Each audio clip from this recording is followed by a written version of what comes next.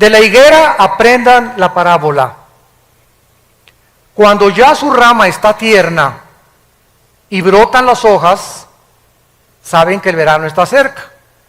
Así también ustedes, cuando vean todas estas cosas, conozcan que está cerca, a las puertas. De cierto os digo que no pasará esta generación hasta que todo esto acontezca. Cristo anteriormente, en el capítulo 24, había enfrentado a los discípulos que estaban inquietos por saber, como nosotros también, como la curiosidad nata del ser humano, cuándo iban a cumplirse las profecías de los últimos tiempos. Le hicieron 3 preguntas en Mateo 24:3. Dinos cuándo serán estas cosas. La primera pregunta. La segunda, ¿qué señal? Danos una señal. Jesús, bueno, que no quieras darnos el día ni la hora, danos una señal. Una señal es algo que apunta hacia algo. Danos una señal, algo que nos pueda decir, pues nos encontramos ya, ¿verdad?, verdaderamente en los últimos tiempos. Y en tercer lugar, danos una señal del fin del mundo. Entonces Jesús comienza a describirles en el capítulo 24 algunos eventos que iban a preceder su segunda venida, muchos de los cuales se han cumplido y se están cumpliendo delante de nuestros ojos. Por ejemplo, el versículo 5 dice: vendrán muchos en mi nombre diciendo, yo soy el Cristo, y a muchos se engañarán. O sea, una de las señales de Jesús es que comenzarían a levantarse falsos mesías. Los más notables han sido Sun Myung Moon, líder de la iglesia, fundador de la iglesia unificada, un coreano que dice que es Cristo; David Koresh, muerto en Waco, Texas; Arifin Mohammed, de Malasia; y últimamente Sergei Torop, de Rusia, que dice que es Cristo, y la gente está en una colina yendo con él y está fundando él el milenio. Aunque nos riamos y parezca una cosa de, bueno, ¿quién puede creer esto? Acordémonos que 85 millones de alemanes le creyeron a Hitler que él era el Mesías y que iba a establecer el tercer Reich de 1000 años. Así que hay seguidores en la vida para todo. Después Cristo continúa diciendo en el versículo 6 que iban a haber guerras y rumores de guerras. No fue hasta el siglo XX, siempre ha habido guerras, pero no fue hasta el siglo XX que tuvimos las primeras 2 guerras mundiales. Y solamente en la Segunda Guerra Mundial, del 39 al 45, hubo más de 50 millones de personas muertas. El siglo XX puede ser clasificado como el siglo de las guerras, de las pestes, de las hambres, de los terremotos jamás antes vistos. Existen muchas señales de la venida de Cristo, así como las hubo de su primera venida. Pero solamente aquí en el siglo XXI, vean ustedes el terremoto de Chile, 9.2 grados, movió 5 centímetros el eje de la Tierra. El terremoto reciente de Japón, que provoca un tsunami que arrasa con 3 o 4 ciudades de Japón, 5 ciudades de Japón, que produce después fuga de material radiactivo, donde posiblemente se movió 3 centímetros más el eje de la Tierra. Al moverse el eje de la Tierra, ¿qué es lo que pasa? Los huracanes comienzan a tener más fuerza, se sube el nivel del mar, por lo que consecuentemente el huracán jala más agua y es más fuerte el huracán y las fuerzas de los vientos. Estamos viendo ataques terroristas por todos lados, terremotos, estamos viendo pestes, tembló en Washington, tembló en el Capitolio, jamás había temblado ahí. Y todas estas cosas, ¿qué cosas son? Son señales que nos están diciendo el mundo está a punto de extinguirse. Vivimos en un planeta con una enfermedad terminal. Los millones de litros de petróleo en el mar han contaminado la fauna marina. Los millones de incendios que ha habido en el mundo y que siguen actualmente propagándose por todos lados, devastando grandes forestaciones de bosque, están acabando con toda la ecología del mundo. Nuestro aire está contaminado, nuestra comida ya tiene que ser comida fabricada o inyectada con hormonas o comida orgánica, porque la comida también está contaminada. Estamos en un mundo que hemos destruido y que está a punto de tratar de abortarnos. El mundo está enfermo, como dice Isaías, capítulo 24. Muy bien. Entonces, así como hubo señales de que Cristo iba a venir en la primera venida, Cristo, cuando vino, reprendió a los líderes religiosos, porque aunque no se sabía el día ni la hora, ni nadie lo sabrá tampoco el día y la hora, sí es necesario e importante que nos comencemos a alistar cuando veamos las cosas. Por ejemplo, en Lucas, capítulo 12, versículo 54, Cristo enojado con los fariseos y los líderes y con la gente, les dijo lo siguiente. Lucas 12, 54. Decía también a la multitud: cuando veis la nube que sale del poniente, luego decís, agua viene, y así sucede. Es lógico, ¿verdad? Salimos ahorita a la calle y está todo nublado y aborrascado el cielo. ¿Qué cosa nos muestra? ¿Va a llover? ¿A qué horas? A las 3, no sé. A las 2, a lo mejor en 5 minutos, a lo mejor en 2 horas. Pero el acumulamiento de nubes nos habla de que ya no tarda en caer la lluvia. Cuando sopla el viento del sur, decís, hará calor, y lo hace. Es en lo que se basan los pronósticos del tiempo y de los climas.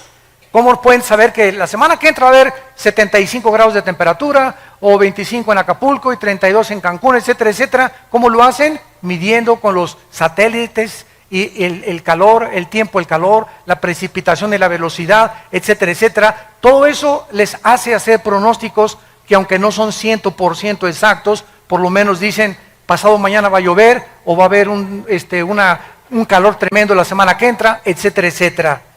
Hipócritas, versículos 56, que saben distinguir el aspecto del cielo y de la tierra, y cómo no distinguen este tiempo. ¿Cómo no supieron los fariseos que Jesucristo iba a nacer en Belén? Isaías lo decía, que su madre iba a ser una virgen, que cuando hubiera un levantamiento en Roma y tratara Roma de conquistar Jerusalén y el mundo, el Mesías iba a venir. ¿Cómo es posible que no hayan podido estar preparados? A lo suyo vino y los suyos no le recibieron. Me pregunto si sucederá lo mismo con nuestra generación. ¿Estaremos tan ciegos de no darnos cuenta en qué tiempo nos estamos encontrando? Jesús comparó estos eventos en Mateo 24, 8 con dolores de parto. Dice en Mateo capítulo 24, versículo 8, todo esto será principio de dolores, que son los dolores, la palabra griega, que experimenta una mujer cuando va a parir. Una mujer cuando va a parir, ¿cómo comienzan los dolores? Comienzan con contracciones cada vez más fuertes, cada vez más fuertes, cada vez más fuertes, van aumentando en intensidad y en dolor, hasta que se revienta la fuente de agua, ¿verdad? Y entonces la mujer tiene que ser internada inmediatamente en un hospital. Entonces Cristo dijo que los terremotos, los huracanes, los tsunamis, toda la descomposición ecológica iba a ir aumentando, aumentando, aumentando, como lo estamos viendo con nuestros ojos. Los terremotos son cada vez más fuertes, producen más daños, los huracanes son cada vez más devastadores, los tsunamis están comenzando a inundar ya grandes cantidades y grandes costas en los continentes del mundo. ¿Y quién puede estar ciego a lo que está pasando en Israel? Lo que va a pasar en 2 o 3 días. Esto es increíble a la luz de la Biblia. Muy bien, vamos a ver ahora que la Biblia nos revela que los cristianos sí podemos conocer los tiempos acerca de la segunda venida de Cristo. Veamos esto en Primera de Tesalonicenses, capítulo 5, versículos del 1 al 5. Primera de Tesalonicenses, capítulo 5, los primeros 5 versículos. Y dice el apóstol Pablo, acerca de los cronos, se tradujo tiempos, o sea, el tiempo cronológico. Y acerca de las ocasiones, ponlo en tu Biblia ahí, kairos, o sea, tiempos específicos. Una cosa es cronológicos, otra cosa es específicos. o sea, acerca de la cronología de los tiempos y el tiempo específico de algún evento, no tiene necesidad, hermanos, de que yo les escriba. Porque vosotros sabéis perfectamente. Debemos los cristianos tener este conocimiento. Que el día del Señor vendrá como ladrón. Que cuando digan paz y seguridad, no es hasta que haya un tratado de paz en el mundo, donde se diga algún dictador, ya basta de guerras entre árabes y judíos, ya basta de problemas en el mundo, como lo hizo Hitler en 1932 al 34. Alemania estaba azotada por el comunismo, se formó el Partido Nacional Socialista, no había trabajo, el orgullo alemán estaba hasta los suelos después de que perdieron la Primera Guerra Mundial, era una población, un grupo humillado ante el mundo, y llega una voz del Führer, de Hitler: yo saco a Alemania, comienza a darle el empleo a todos, fabrica, producen la Porsche, se produce el carro Volkswagen, que Hitler dijo: le voy a dar un premio al mejor diseñador de autos que me haga un carro para el pueblo. La palabra Volks significa pueblo en alemán, Wagen en alemán significa pueblo. Entonces Volkswagen significa el carro del pueblo. Y pues hasta el momento, ¿verdad?, ha sido un carro increíble desde la Segunda Guerra Mundial. Y sacó a Alemania totalmente del pozo de desesperación en que se encontraban. Y 85 físicos, matemáticos, doctores, licenciados, abogados, maestros de escuela, no estoy hablando de indígenas, 85 millones de profesionistas, de personas cultas, de personas que fueron a la universidad con premios Nobel, etcétera, etcétera, votaron por Hitler y le creyeron a Hitler. ¿No le creerán al anticristo?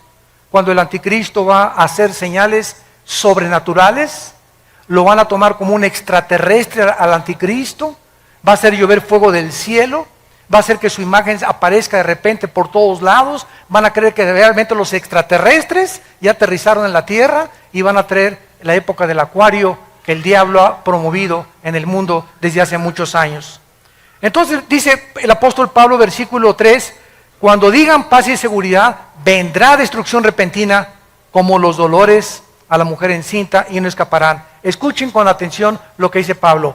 Mas vosotros, hermanos, o sea, todos nosotros los cristianos, no estamos en tinieblas para que aquel día nos sorprenda como ladrón. Dios no quiere que nosotros seamos sorprendidos de repente y voltees y tu esposa desapareció y tus hijos desaparecieron y millones de bebés en los hospitales recién nacidos desaparecieron y pilotos con aviones se van a estrellar en el mar porque el piloto desapareció. Choferes van a congestionar las carreteras internacionales porque desaparecieron de repente manejando. Va a haber un caos y una confusión en el mundo entero de la desaparición de millones de personas. Tú vas a ser de aquellos que vas a decir: ¿qué pasó? ¿Dónde está mi vieja? ¿Dónde está mi viejo? ¿Dónde están mis hijos? No, ¿verdad? Dios no quiere que nosotros seamos como ladrón. Vendrá a los incrédulos, pero no a nosotros. Métete eso en tu cabecita. Ustedes no están en tinieblas para que aquel día los sorprenda como ladrón, porque ustedes son hijos de la luz. Somos hijos del día. Dios quiere que tengamos luz, que sepamos en qué tiempo nos encontramos. No somos de la noche ni las tinieblas, por tanto no durmamos como los demás, sino velemos y seamos sobrios. Es tiempo de que sepas que para esta hora has nacido.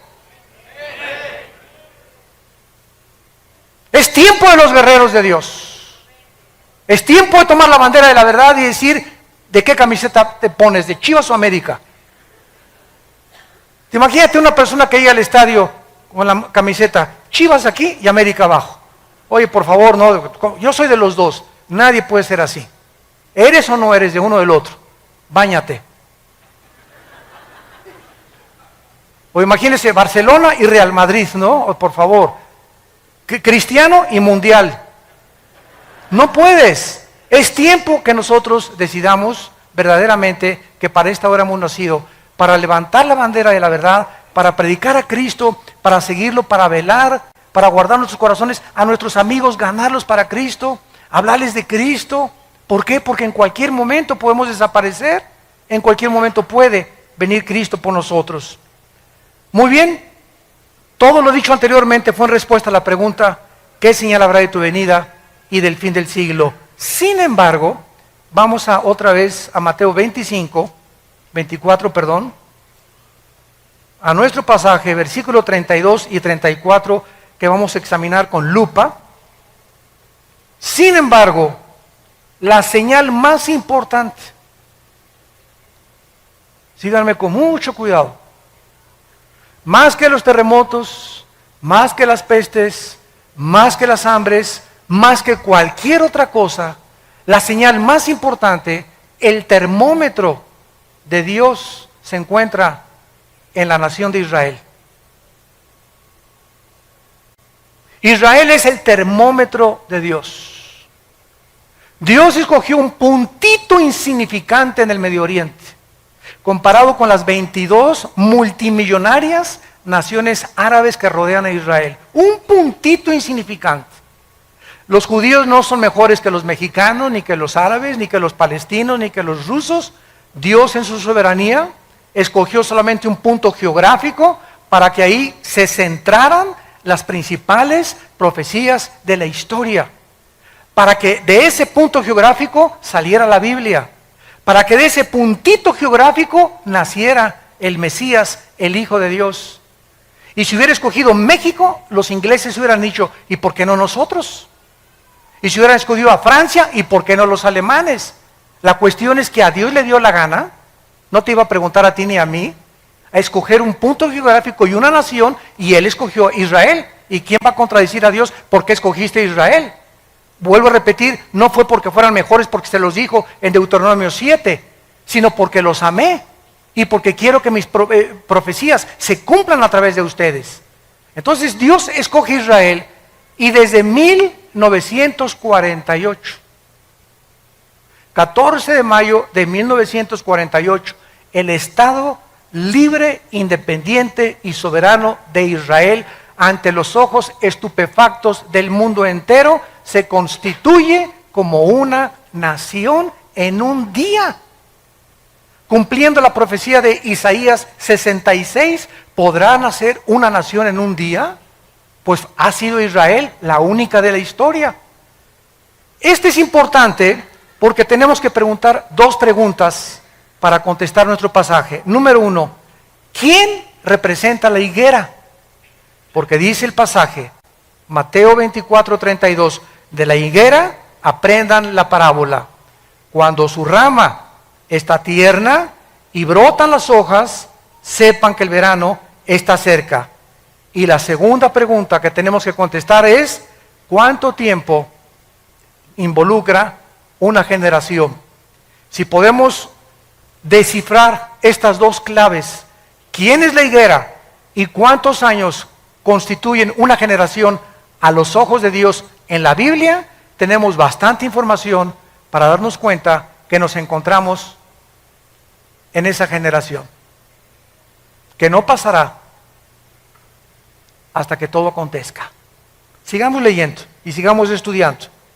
Vamos a ver en primer lugar en Oseas, en el Antiguo Testamento, que en el Antiguo Testamento la nación de Israel representa o está representada por dos árboles. Uno es la vid, que produce uvas, o la viña, y otro la higuera, que produce higos. Dice en Oseas 9, versículo 10, ¿ya lo tienen? Como uvas en el desierto, hallé a Israel. Como la fruta temprana de la higuera, en su principio vi a vuestros padres. Aquí Cristo compara con dos árboles a Israel, con la vid y con la higuera. Pero es interesante, ¿verdad?, que la higuera es la última planta del año en florecer. Hay 3 árboles en la Biblia. El olivo, que representa las bendiciones. Dice en Romanos 11 que fuimos injertados en el olivo. Nosotros somos el olivo silvestre, el olivo original es de Israel. El olivo representa las bendiciones que vienen con el Espíritu Santo. La vid representa el sistema religioso, la viña. Isaías 5, planté una vid y vine a buscar fruto y no la encontré. Y esta misma parábola de Isaías 5, representando la vid, Cristo dice cuando vio la higuera, la maldijo, que era una profecía más adelante de que Israel atraería la maldición sobre sus vidas por haber rechazado al Mesías. Y en tercer lugar, la higuera representa la resurrección nacional de Israel. Entonces tenemos el olivo, tenemos la vid y tenemos la higuera. Pero cuando Cristo de los 3 árboles escoge la higuera para decirnos, cuando reverdezca, cuando resucite, cuando otra vez ante los ojos del mundo Israel vuelva a levantarse después de más de 2000 años de que no tenían patria, gobierno ni sistema religioso, sepan que se acerca el verano. Quiero decirles con más exactitud que esta generación no pasará hasta que se cumplan todas estas cosas. Vemos también en Lucas capítulo 13 acerca de la higuera que Cristo nos está describiendo. Dice Lucas 13, versículo del 6 al 9. Dijo también esta parábola: tenía un hombre una higuera plantada en su viña, y vino a buscar fruto en ella y no lo halló. Y dijo al viñador: he aquí hace 3 años que vengo a buscar fruto en esta higuera y no lo halló. Córtala. ¿Para qué inutiliza también la tierra? Él entonces respondiendo les dijo: Señor, déjala todavía este año hasta que yo cabe alrededor de ella y la abone, y si diere fruto bien, y si no la cortarás después. ¿A quién se refería? A Israel. Vino Cristo al mundo y no a lo suyo vino. ¿Quiénes eran los suyos? Los judíos. Cristo vino a los judíos y después pasó a los gentiles el evangelio, pero el evangelio vino a predicarse primero a los de su pueblo, a los judíos, porque de ahí iban a ser el Mesías, de ahí nació. Entonces Cristo no encontró fruto y lo compara con un árbol, por eso se llama parábola, porque es una verdad espiritual ilustrada con una verdad o con la ecología o con los árboles, los pájaros, las plantas. Cristo ilustra todo lo que está aquí terrenalmente con las cosas del cielo para que las entendamos. Vemos pues aquí otra vez que la higuera representa a la nación de Israel. Ahora, el hecho de que Cristo tenía en su mente a Israel se confirma aquí mismo en este capítulo, versículo 34 y 35. Y Cristo grita: Jerusalén, Jerusalén, versículo 34, que matas a los profetas, apedreas a los que te son enviados. ¿Cuántas veces quise juntar a tus hijos como la gallina a sus polluelos debajo de sus alas, y no quisiste? Vean ustedes la maldición. He aquí vuestra casa os queda desierta, y os digo que no me verán hasta que llegue el tiempo en que digan: Baruch Hashem Adonai Eloheinu, bendito sea el que viene en el nombre del Señor. ¿Va a decir lo mismo? Esto lo dijo como una nación, Dios lo va a decir como contigo. Voy a ver ahorita, Pancho tiene ya 5 años de cristiano, me voy a ir a sumar a su casa, a ver si lee la Biblia, a ver si ora, a ver si en su escuela está hablando de Cristo, a ver qué películas ve. Voy a buscar fruto en la vida de Pancho, voy a buscar fruto en la familia Díaz, a ver cómo está esa familia. Dios nos examina y Dios busca fruto en nuestras vidas. No nos engañemos de que seamos cristianos si no estamos produciendo fruto. Aunque seas hijo de pastor, aunque tu mamá sea la monja de Zacanicapatlán, aunque tu tía sea obispo, aunque hayas nacido en un hogar cristiano, eso no garantiza que seas cristiano. A lo mejor eres religioso, pero tú no tienes una relación con Cristo personal. Entonces Cristo viene a buscar fruto en nuestras vidas. Cuando Él venga, los cristianos que estén con fruto serán cortados y llevados con Él. Pero los que no produjeron fruto, Él lo está profetizando. Vine a buscar fruto y no lo encontré. Este es un mensaje de Israel que hizo Cristo. ¿Terminó con Israel hace 2000 años? No. Dijo, me voy a esperar a ver si da fruto. Entonces la iglesia vino a tomar todo el lugar en estos 2000 años. Y ahorita no hay judío, ni gentil, ni griego, ni italiano, ni inglés. Sin embargo, la Biblia nos dice que Dios no ha terminado con Israel. Romanos 9, 10 y 11. No ha terminado con Israel. Una cosa es la salvación individual, otra cosa son las profecías nacionales. Israel se va a convertir en el trono de Dios. La nueva Jerusalén va a descender sobre la tierra de Israel. Ahí va a estar los cuarteles generales del universo. Dios habita ahorita en el tercer cielo. La Biblia dice que Dios va a dejar el tercer cielo. El Padre, estoy hablando, no el Hijo. El Padre va a dejar el tercer cielo y va a bajar a la tierra, en Israel, en Jerusalén, a poner su trono. ¡Qué maravilloso! Va a cambiar su trono de arriba a estar aquí con nosotros. El Dios y Padre del universo. Y nosotros a su alrededor reinando con los siglos por Él. Vemos pues entonces claramente, ¿verdad?, acerca de esto. Ahora dice el capítulo 21 de Mateo, versículos 18 y 19, Mateo 21, 18 y 19, la maldición de la higuera. Por la mañana, volviendo a la ciudad, tuvo hambre. Y viendo una higuera, está hablando de Jesús, cerca del camino vino a ella. Y no halló nada, sino hojas solamente. Y le dijo, nunca jamás nazca de ti fruto. Y luego se secó la higuera. Viendo los discípulos que se han maravillado, ¿cómo es que se secó enseguida la higuera? Bajo el Nuevo Testamento, para que entendamos este pasaje, los judíos tenían que presentarse 3 veces al año delante del Señor en la ciudad de Jerusalén. Jesús mismo vino a la ciudad de Jerusalén, vía Jericó, porque era el camino que siempre tomaba Cristo para llegar a Jericó, y en varias ocasiones fue a Jerusalén Cristo para celebrar, ¿se acuerdan las bodas de Caná, los tabernáculos, el Yom Kippur? Lo vino a celebrar Cristo en Jerusalén. Uno de esos días en que Cristo iba a Jerusalén, se encontró con la higuera, que sin duda en los viajes anteriores la había visto. Pregunta, ¿por qué no la maldijo antes, verdad? Lo vamos a ver. Pero el día precisamente en que él maldijo la higuera fue el día de su entrada triunfal a Jerusalén, cuando observó que no tenía fruto. Al llegar a Jerusalén, fue recibido como el Mesías, Hosana, el que viene en el nombre de Jesús, por la mayor parte de la gente.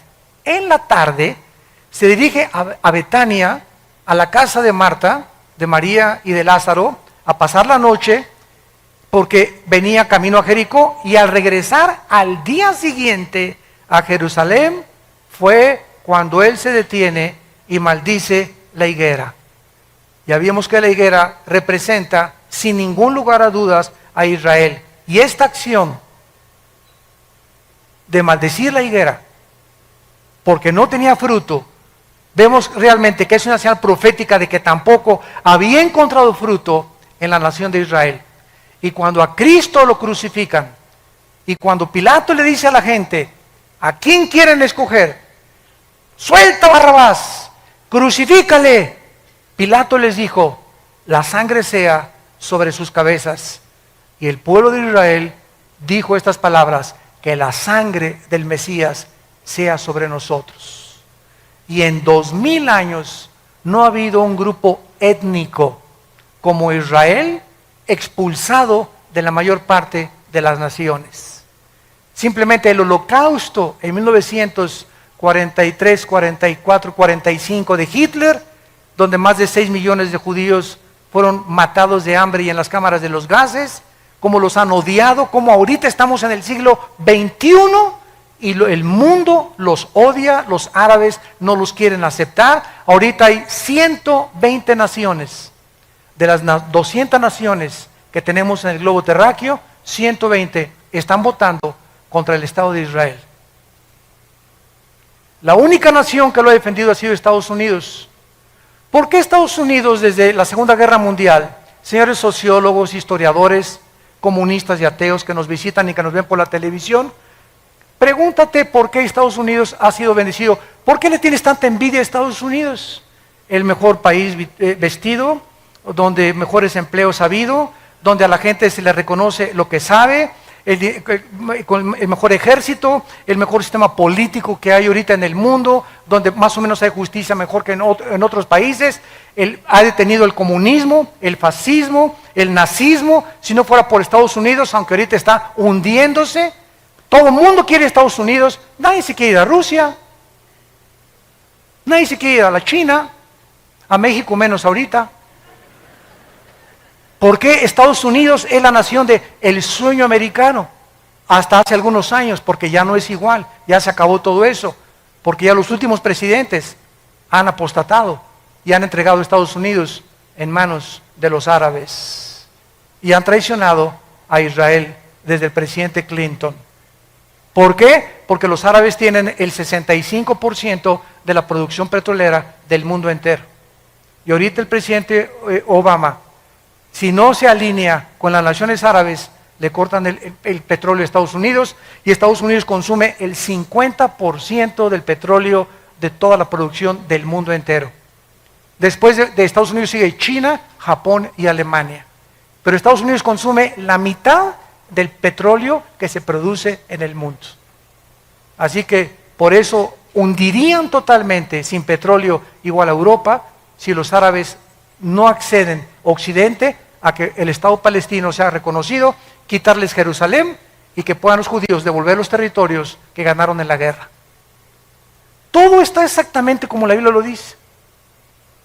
Zacarías 12, 2 y 3, Zacarías 14, del 3 al 4, Mateo 24, Mateo 25, Apocalipsis, Daniel, todo dice que cuando Jerusalén la rodearan los ejércitos, ante nuestros ojos está sucediendo pasado mañana. Ya se queda sola Jerusalén. ¿Qué va a pasar? Tal vez una guerra nuclear. La Biblia profetiza que Siria, Apocalipsis 17, va a desaparecer. Tal vez Israel conteste con armas nucleares a Siria y borre del mapa a Siria, y el anticristo salga de la región de Siria o Irak, y después de esta devastación se den cuenta, bueno, que nos estamos matando, surja como Hitler el anticristo y traiga la paz. Y cuando digan paz y seguridad, nos pintamos.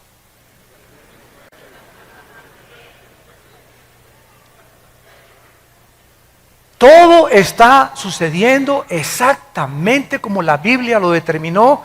Dios, yo soy Dios, Isaías 44, que pongo en orden desde el principio lo que ha de acontecer. Nadie más que Dios podía habernos puesto cronológicamente la caída de los imperios, el transcurrir de la historia, cómo iban a acontecer, cómo sería la última generación, lo que iba a pasar. Todo lo que dice Apocalipsis está sucediendo. En el 2012, el año que entra, ¿qué están esperando? Que se alineen los planetas.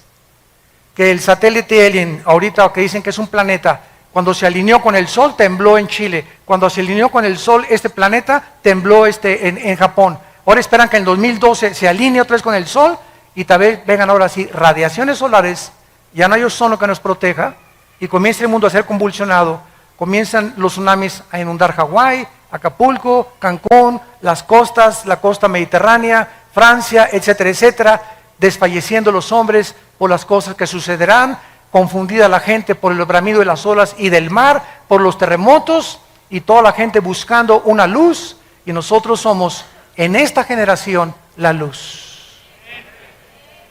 ¿Estás tú brillando en tu casa, en tu familia? ¿Estás tú brillando en tu trabajo con tus amigos? ¿O sigues con el triunfo del amor? ¿Sigues viendo a Lady Gaga? ¿Por qué estás tan enchamucado como estás? ¿En qué mundo? Es que es el tiempo de nosotros. Hay un solo versículo en el Nuevo Testamento de David.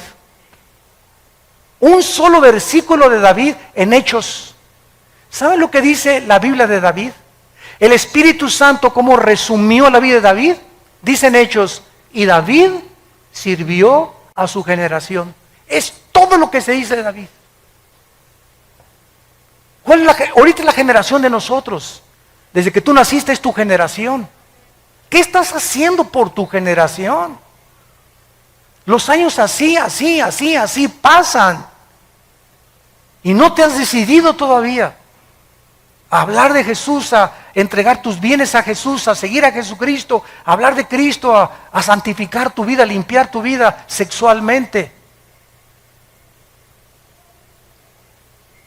Esta maldición la hizo Cristo saliendo de la casa de Marta y de Lázaro y yendo más adelante. Con todos los antecedentes podemos ver claramente, ¿verdad?, que las señales que Jesús dio durante todo su sermón, el Monte de los Olivos, era para que aprendieran claramente que Israel estaba a punto de ser destruida. En el año 70, los romanos llegaron con el general Tito y no dejaron piedra sobre piedra. Cuando Cristo vivió, ¿saben cuál era el objeto de los fariseos? Construir edificios y templos. Y cuando le preguntaron a Cristo en Mateo 24 las señales, los judíos estaban, mira nomás qué iglesia totota, mega iglesia preciosa, cortinas persas, lámparas hawaianas, luces de Francia, tapetes persas, etcétera, etcétera. Y Cristo dijo, ustedes ahorita se gozan en edificios, yo les diré que no quedará piedra sobre piedra. Y cuando vino Roma y arrasó con Jerusalén, ¿dónde quedaron sus supuestos templos e iglesias hechos pedazos? ¿Quiénes sobrevivieron? Las almas de los hombres. ¿Y nuestra generación es diferente? No, nuestra generación es exactamente igual. Ahora estamos tratando de hacer megas construcciones de 20, 30 millones de dólares, cuando Dios no nos mandó a construir edificios, nos mandó a predicar el Evangelio de Jesucristo. Ya si Dios nos quiere regalar, y si alguien me dice, te regalo 15 millones de dólares para que hagas un edificio, una iglesia, gloria a Dios. Pero la iglesia no la vamos a meter en drogas, ni obligar, ni a presionar. Den y den y den y den. Les decimos, den para las misiones, para mandar misioneros, para sostener más pastores. Nunca hemos pedido para la construcción. Y hasta ahorita Vida Nueva para el Mundo no tiene, ni es dueña de ningún edificio en el mundo entero. No somos dueños de nada. Y así hemos sobrevivido y estamos en más de 70 naciones, sosteniendo a más de 15 misioneros y pastores en el mundo.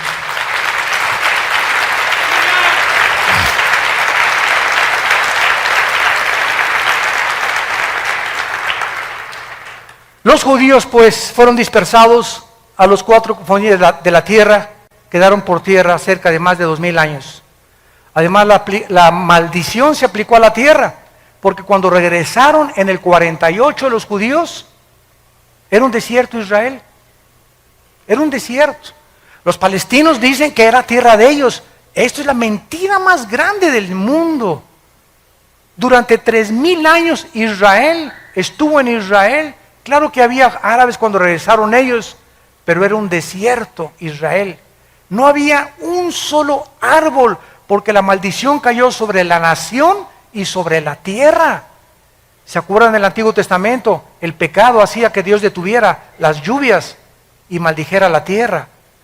Isaías 24, del 3 al 4, porque faltaste a mis mandamientos, la maldición te alcanzó. Entonces Israel, en 4 años, del 48 al 52, planta 6 millones de árboles, para que se cumpla Amós 9, del 12 al 3.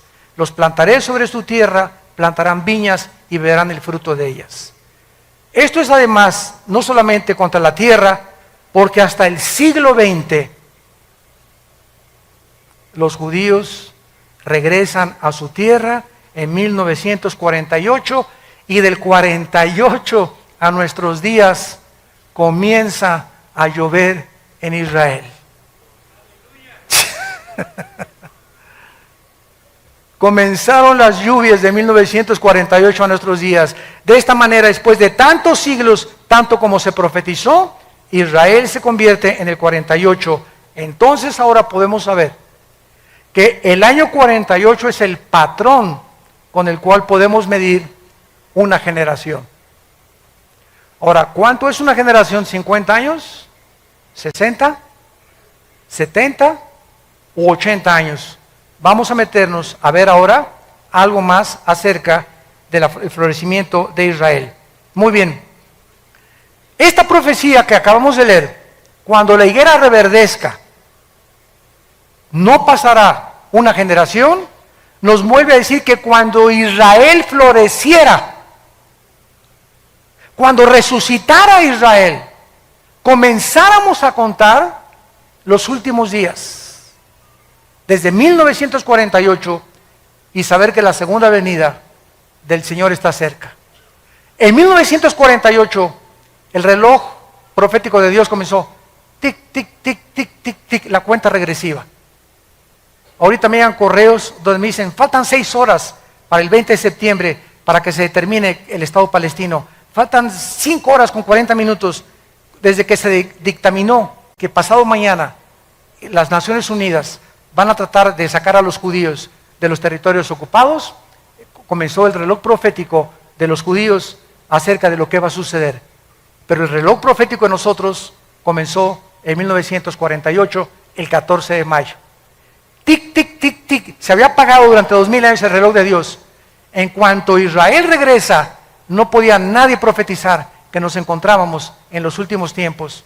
No es hasta que la nación nace y reverdece y resucita nacionalmente, no espiritualmente, porque espiritualmente será hasta la segunda venida de Cristo. Romanos 11, 25 y 26. Todo Israel será salvo cuando Él regrese físicamente, pero nacionalmente resucita en el 48. Ahora es interesante, Lucas 21, qué linda es la Biblia. Lucas 21, esto es increíble. Lucas 21, vean qué cosa más maravillosa. ¿A quién le gusta estudiar la Biblia? Más les vale. Lucas 21, 29 al 32. Vean esto. Lucas 21, 29 al 32. También les dijo una parábola. Vean ustedes cómo comparando los evangelios, la Biblia es la suma de tu palabra es verdad, comparando versículo con versículo, texto con texto, podemos trazar una doctrina sana. También les dijo una parábola. Mirad la higuera y... El Mateo no dijo eso, ¿verdad? Mateo dijo, cuando veáis la higuera que reverdezca, ¿se acuerdan? Pero no agregó, y todos los árboles. Pero Lucas escribe que dijo Cristo además, cuando vea la higuera y todos los árboles, cuando ya brotan, viéndolo saben por ustedes mismos que el verano está cerca. Así también ustedes cuando sucedan estas cosas, saber que el reino está cerca. De cierto les digo, no pasará esta generación hasta que todo esto acontezca. No podemos dejar de notar, ni de estudiar en la declaración de estas profecías que Jesús menciona también, juntamente con el renacimiento de Israel, que los árboles. Tenemos ya otra pieza del rompecabezas. Los árboles, tenemos que saber qué significan o representan los árboles, porque lo que no dice Mateo, lo dice Lucas. En la misma Biblia vamos a encontrar esta interpretación. Si Israel representa la higuera, entonces debemos esperar que los árboles representen naciones. ¿No es verdad? Veamos esta verdad. Jueces, capítulo 9 en el Antiguo Testamento. Libro de Jueces. Está después de Josué para que no andes por Apocalipsis. Dice en Jueces 9, versículo 7 en adelante. Aquí encontramos a Jotam, un hijo de Gedeón. Y este muchacho habían matado a todos sus hermanos.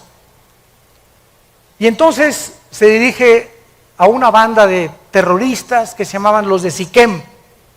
70 hermanos o hijos de Gedeón habían asesinado, porque todos querían ocupar el trono. Era la lucha por el poder y Abimelech quería sentarse en el trono.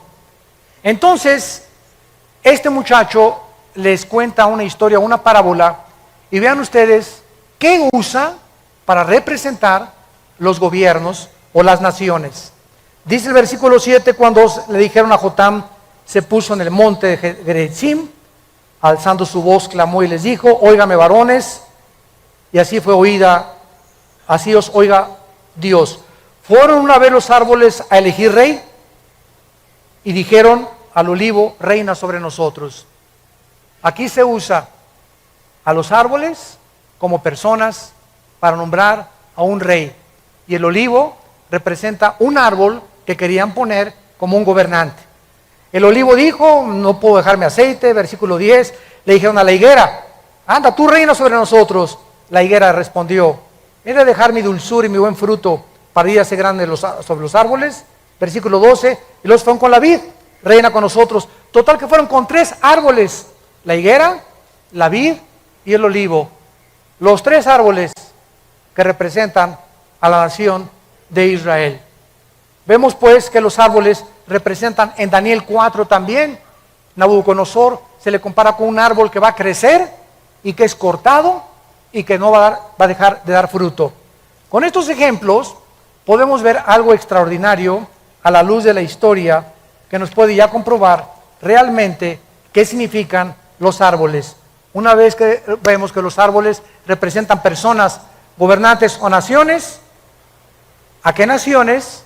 Si los árboles se representan naciones, ¿a qué naciones se refería Jesús que iban a reverdecer juntamente con Israel? Qué asombroso es esto. Las naciones cercanas a Israel iban a florecer cuando Israel floreciera. De manera asombrosa descubrimos que las naciones que tienen su frontera con Israel se independizaron exactamente dentro de los 5 años del renacimiento de Israel. El Líbano, Jordania, Siria y Egipto obtuvieron su independencia entre 1943 y el 52.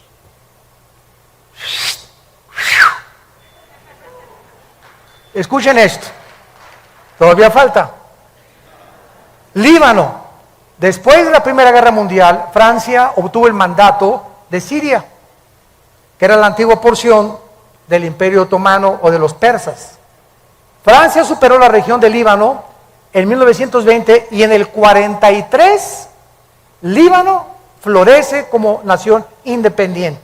Jordania, después de la Primera Guerra Mundial, la disolución del Imperio Otomano, Inglaterra recibe el mandato de gobernar la mayoría del Medio Oriente. La Gran Bretaña separa la región autónoma de Transjordania en 1920 y Jordania se independiza en 1946 y adopta el nombre de Jordania hasta 1950. Siria administra esta región Francia después de la guerra y Siria se independiza en el 46 también, exactamente cuando se independizó Jordania. Egipto obtiene su independencia y soberanía con el derrocamiento de la monarquía británica en 1952. Estas naciones, al igual que Israel, no existían independientes hasta después de 1943.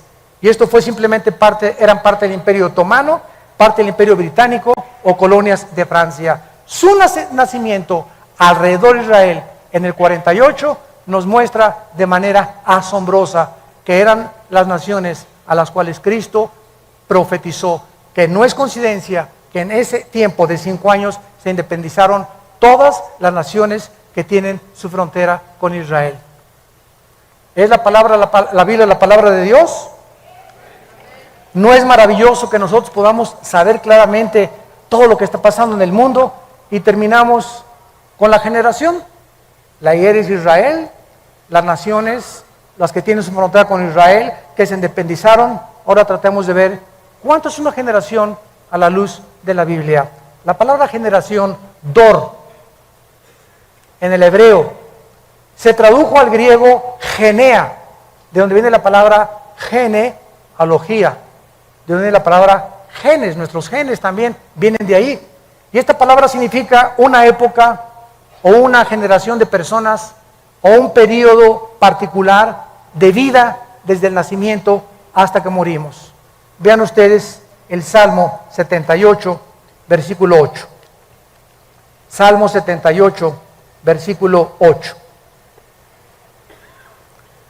Y no sean como sus padres, generación contumaz y rebelde, generación que no dispuso su corazón, ni fue fiel para con Dios su espíritu. Israel nació el 80% de la gente de Egipto cuando tenían 40 años. Más 40 en el desierto. 80 años. Muy bien. ¿Son 80 años una generación realmente? Bueno, vamos a ver que si representa a un grupo de gente que nace y muere dentro del mismo periodo de tiempo, se le llama una generación. Salmo 90, versículo 10, nos saca de dudas. Los días de nuestra edad son 70 años.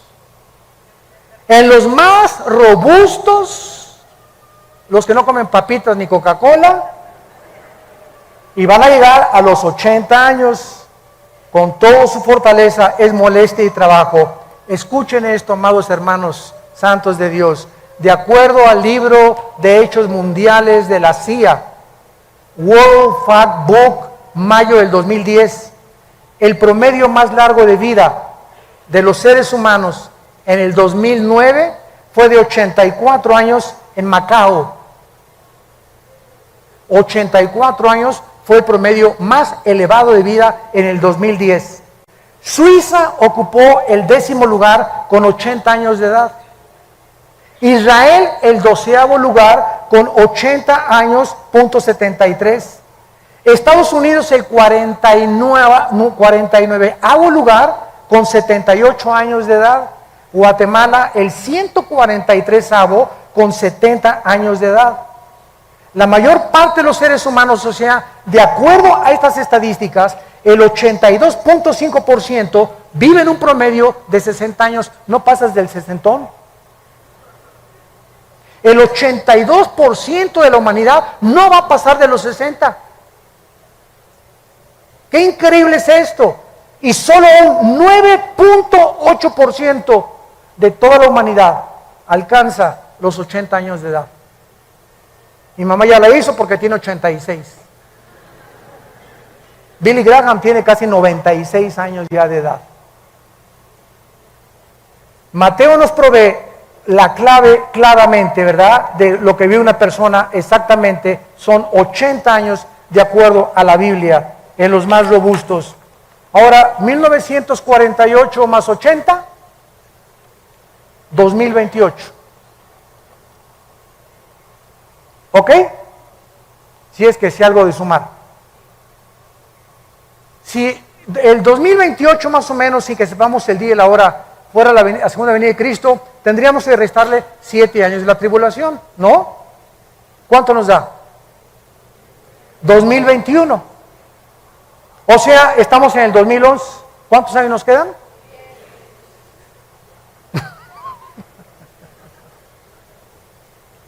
Aquí no podemos de ninguna manera ser dogmáticos. Y eso no contradice lo que Jesús dijo, el día y la hora nadie la sabrá, pero sí los tiempos. Yo no sé si será el rapto en el 2002 o en el 15. Yo siempre he dicho que no pasábamos del 15, según cálculos, y que nos libre Dios de poner una fecha, porque seríamos falsos profetas. Pero los tiempos aproximados son posiblemente antes del 2028. Si la generación de los 80 años se cumple de acuerdo a la Biblia. Pues en el 20, en el 19, en el 16, en el 23, por favor no digan, el hermano al Disney dijo. Me meten en problemas. Que quede bien claro lo que estamos diciendo. Y sabe una cosa, que cuando yo leí esto, se me estremeció la piel. Le dije, Señor, ¿realmente nos estás diciendo que nos quedan 10 años, 12 años más de vida tal vez? ¿Será posible esto? Y bueno, lo vamos a ir viendo con lo que siga pasando el año que entra, etcétera, etcétera. Lo único que sé yo es que llegó la hora para la cual nacimos. Y que si estas cosas han de suceder, ¿cómo no debemos de vivir una vida pía, santa y piadosa? Entregándonos cada vez más al Señor, buscando más su voluntad y dejándonos ya de vanidades ilusorias. Y entendamos para qué nacimos. Y sepamos que lo que más le interesa a Dios es que lo conozcamos. Y que seamos guardados de la hora de la prueba. Lucas 21, para que seamos tenidos por dignos de las cosas que acontecerán en la tierra. ¿Estás tú listo para encontrarte con tu Dios? Gracias por tu palabra, Señor. Gracias por tu palabra, Señor, y por los tiempos que nos permites vivir. Donde estamos viendo que las nubes se están juntando de las catástrofes, de los holocaustos, de las tragedias en el mundo, de los fenómenos naturales, donde la naturaleza se ha vuelto contra nosotros. Y sabemos que estas son señales. Y tenemos tal vez 2 años, 10 años, solo tú lo sabes. Lo único que sabemos es que ya el tiempo se ha acercado. Y que estas consideraciones que hemos traído a la luz de tu palabra, con la ayuda del Espíritu Santo como nuestro Maestro, nos hacen temblar interiormente de temor a ti, de acercarnos más rápido a ti, de entregar nuestras vidas con pasión a ti, y de saber que tú eres la única causa por la cual vivimos. Porque si vivimos es para ti, y si morimos es para ti también, Señor. Ya sea que vivamos o que muramos, le pertenecemos al Señor. Muchos de ustedes que nos ven por la televisión y que están aquí presentes, yo los invito a que vengan a la cruz en este momento. Vengan a la cruz, ven a hacer la paz con Dios, prepárate para encontrarte con tu Dios. Si Cristo no viene en 20 o 30 años, el día de tu muerte, lo vas a enfrentar. Y será el día de tu juicio, donde no tendrás otra oportunidad, como la tienes en esta tarde, de arrepentirte de tus pecados y de entender que no eres un animal. Somos personas inteligentes, agentes morales, responsables de las decisiones que tomamos, cuyas consecuencias son para bien o para mal siempre. Cada decisión que tomamos tiene consecuencias, para bien o para mal. Y tú y yo somos responsables delante de Dios, nadie más que nosotros, de las decisiones que tomamos. Ven a Cristo, toma esta decisión en tu corazón hoy, y ahí desde tu lugar dile: Señor mío y Dios mío, he oído tu voz profética a través de la Biblia y me arrepiento de mis pecados. No quiero que me sorprenda como un ladrón de repente y desprevenido tu venida. Quiero estar preparado, Señor. No quiero perderme galardones. No quiero ser avergonzado delante de tus ojos cuando tú vengas por mí. Te pido que entres a mi corazón. Te recibo porque creo que en la cruz pagaste con tu sangre por mis pecados, que a los 3 días resucitaste de los muertos y que vienes pronto por mi vida para reinar contigo eternamente.